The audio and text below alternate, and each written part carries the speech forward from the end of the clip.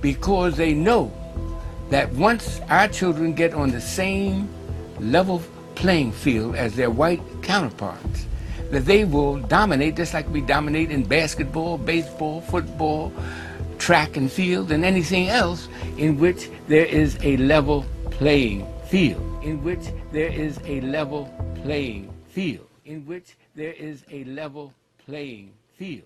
Zimbabwean inventor Maxwell Sangulani Chikumbutso has just shocked the world by unveiling the first self-powered car, a revolutionary feat that defies conventional science and places Zimbabwe at the forefront of global energy innovation. This extraordinary breakthrough, achieved through his invention of the microsonic energy device, harnesses radio frequencies from the atmosphere and converts them into usable electrical energy. Unlike traditional vehicles that rely on fossil fuels or rechargeable batteries, Chikumbutso's car draws power directly from the air, providing an unlimited energy supply and eliminating the need for refueling or recharging. This groundbreaking technology has the potential to disrupt the global automotive industry, making gasoline engines and lithium-ion batteries obsolete while ushering in a new era of eco-friendly and economically transformative transportation. Because they know that once our children get on the same level playing field as their white counterparts, that they will dominate just like we dominate in basketball, baseball, football, track and field, and anything else in which there is a level playing field. So that while they teach their children about the greatness of their European ancestors, they won't teach our children about the greatness of their African ancestors, because then that would be a level playing field in academia. And they know that we will predominate, just like all of these examples we've given them, that our children predominate when they know who they are from the African historical point of view. Now, here's what I found out in 1996. A group of geneticists wrote this book. Little tiny pen. Geneticists. Can you identify where they're from and the group, how it came about? Yeah, okay. All right, sure. Yes, indeed.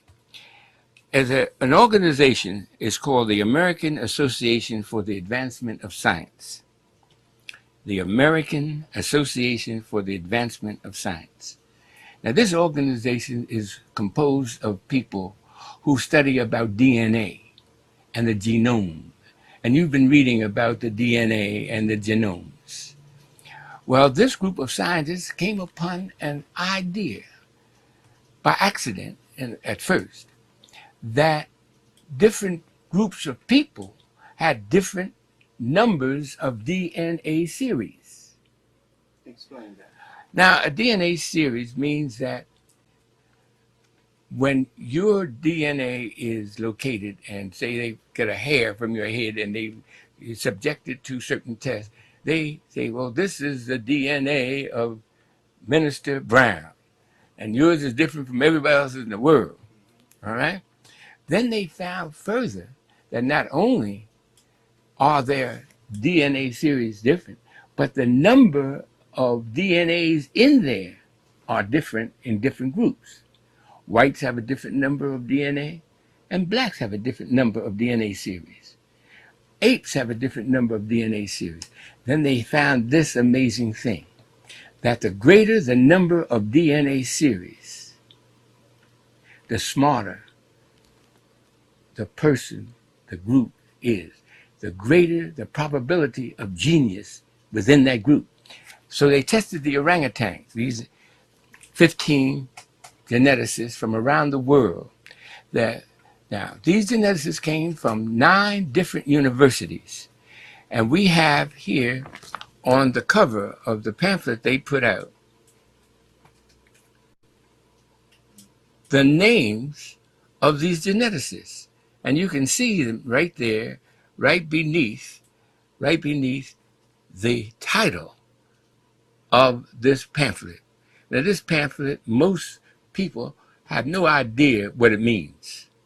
But breaking it down, and after you study it and have it explained to you by a geneticist, a trained geneticist, you will find that they're talking about DNA series.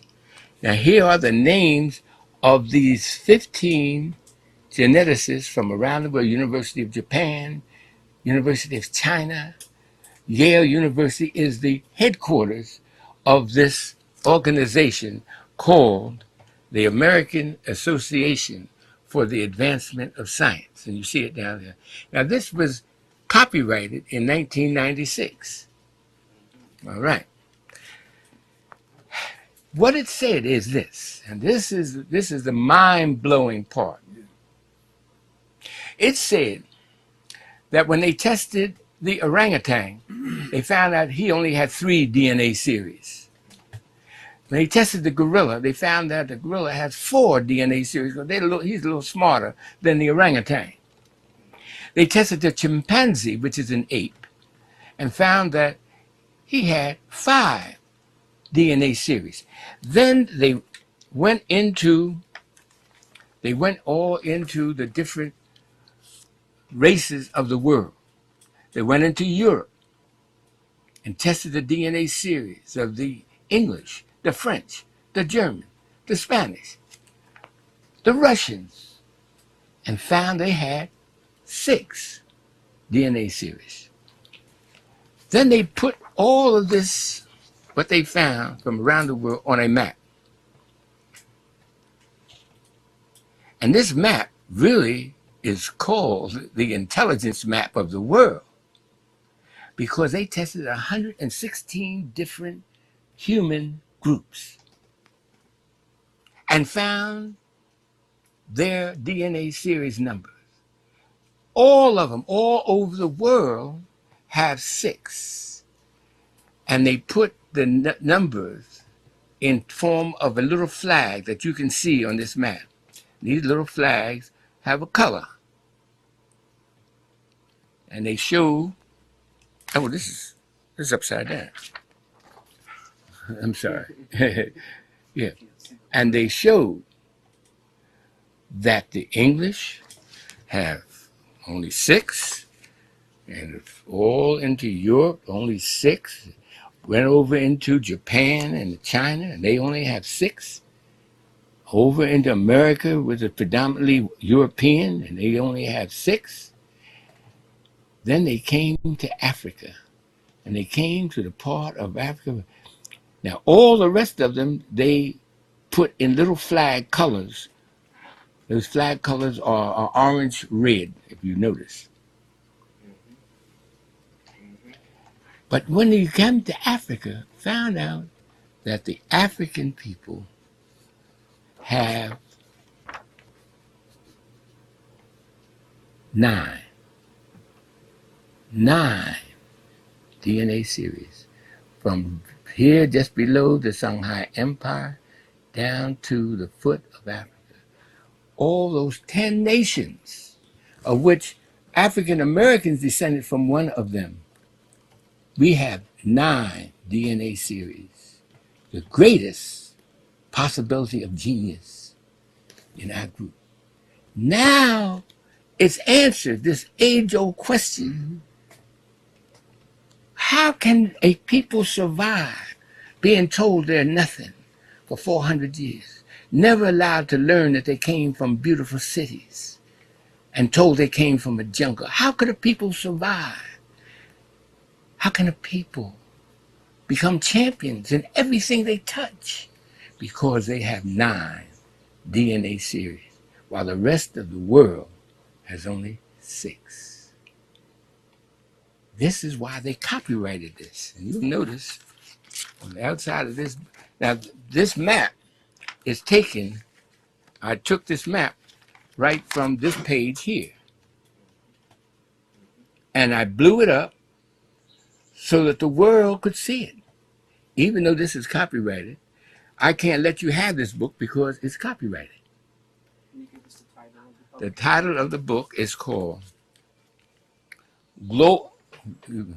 Global Patterns of Linkage, Disequilibrium at the CD4 Locus and Modern Human Origins. Global Patterns of Linkage, Disequilibrium at the CD4 Locus and modern human origin. Now, you have to be a geneticist to even know what they're talking about. But when we broke it down and interviewed Dr. Kidd, the head, he's the chairman at Yale University, we broke it down into plain, everyday English so that the world would know that the African American is descended from those people who gave to the world the Great Pyramid, gave to the world science, gave to the world mathematics. A black man named Ahmose gave algebra to the world 3,700 years ago. It's in the world books, it's in the encyclopedias. They don't want our children to know this, because then that would make the playing field level for white children. First, I want to thank the late Dr. Edward W. Robinson, who was an attorney, historian, author, and educator who impacted our community in a number of ways. And he left behind his imprint in a number of areas of study as well for our community. I also want to thank Transatlantic Production for posting this interview on their YouTube channel. And if you would like to see the full interview, click on the link in the description box. There is something special about you, Negroes. There is something special about you, Israel. There is something special about you, Judah. There is something special about your DNA makeup of what and who they have labeled the black man and the black woman. These geneticists knows so much about you and I and the power of our melanin. They have confirmed through genetics the source of all mankind through the discovery of who they call Scientific Adam. I like the expression. He's got a very forceful look. You know, he's intent on something, maybe taking over the world. You know, you begin to get perhaps an insight into why these guys won out and why this guy's our ancestor.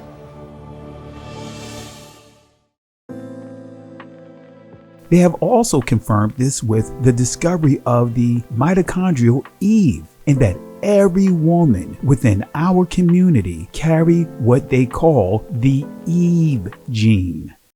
I was very excited when I first started to get evidence, and it was so counterintuitive. I'd put 20 Europeans and 20 African Americans on a sheet of X-ray film, and every African American showed differences, and all the Europeans looked the same. And I thought I'd mislabeled something, or I thought I'd made some drastic mistake. And we kept repeating and repeating things. As we got more samples from different areas, I realized that it was a difference in the pattern, and that this whole new type of evidence based on mitochondria was going to change the way we thought about modern humans. In 1987, Kahn and her colleagues published a paper showing for the first time that the markers stretched back to Africa, showing quite clearly that this was the birthplace of the human race.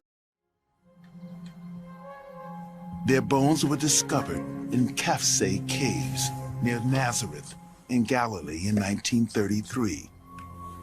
13 fragile skeletons, one a woman, a tiny baby at her feet. When these bones were first uncovered, they were the oldest complete modern human skeletons ever found. The numerous skeletons that have been found in caves in Israel at the sites of Kafse and Shul.